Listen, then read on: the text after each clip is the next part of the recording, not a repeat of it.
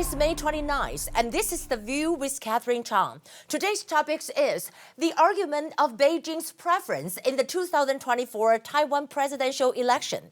Bonnie Grazer, an American China expert, said that she sensed that Beijing prefers to see the former Taipei mayor, Ke Wen-je, win the election rather than the candidate of the opposition party KMT, new Taipei City Mayor Hou You-Yi.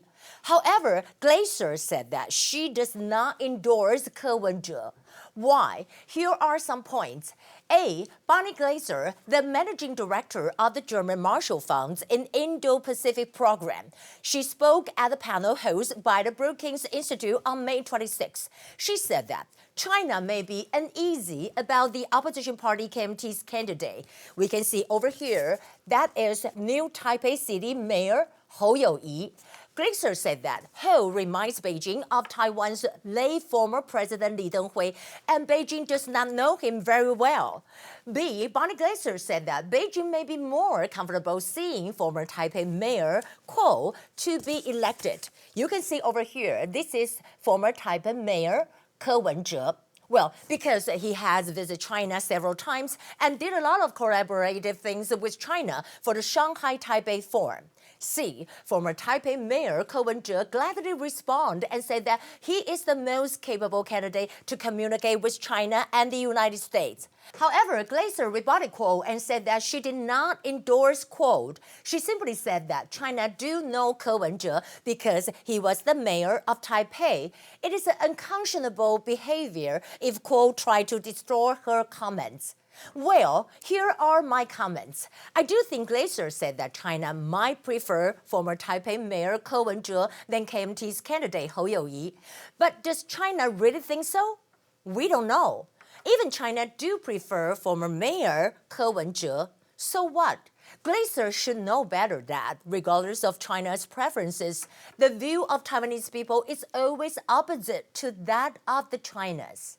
Here are the top stories. First, I want to talk about New Zealand parliaments to visit Taiwan. Two New Zealand parliamentarians from the All-Party Parliamentary Group on Taiwan arrive in Taiwan today. They will meet with Foreign Minister Joseph Wu to discuss bilateral cooperations and support the inclusion of Taiwan in WHA and WHO. On the other hand, Microsoft said Chinese launched cyber attack preparation for invading Taiwan.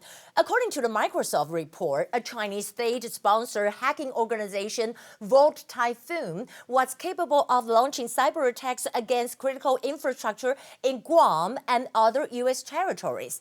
According to the New York Times, Guam is the main American military base to respond to the Chinese invasion of Taiwan. The analysts suspect that China is actually targeting Taiwan. However, the Chinese government rebutted. Chinese Ministry of Foreign Affairs spokesperson Mao Ning said that, well, this is an extremely unprofessional report with a broken chain of evidence. In addition, Nvidia CEO is now a sensation. The founder and CEO of Nvidia, Jensen Huang, delivered a keynote speech at the Computex Taipei today and announced the partnership with MediaTek at a press conference. The collaboration is expected to transform automobiles with AI and accelerate computing. But the controversial issue is that he had an interview with the Financial Times on May 24th, and he said if China can buy from the United States, they will just build it themselves. So the United States has to be careful. China is a very important market for the technology industry. He also said that if we are deprived of the Chinese market, we don't have a contingency for that. Well, I do agree with what Jensen said that the Chinese market is important for the U.S. However, I think Jensen Huang just spoke from the perspective of Nvidia. However, standing from the U.S. national interests, it is reasonable for the U.S. government to impose chief acts against China. Also, Xi Jinping's succession problem. According to the Wall Street Journal, Chinese President Xi Jinping will turn 70 next month. He has no heir in sight. He is compared to the Yongzheng Emperor of the Qing dynasty, who designated his heir in secret. According to the Wall Street Journal, this uncertainty might cause a coup. In the end, I want to share with you that Biden-McCarthy reached debt ceiling deal to avert U.S. default. U.S. President Joe Biden finalized a budget agreement with the House Speaker Kevin McCarthy on May 28th to suspend the $31.4 trillion U.S. dollars debt ceiling until January 1st, 2025. The deal will be voted on May 31st before the June 5th deadline.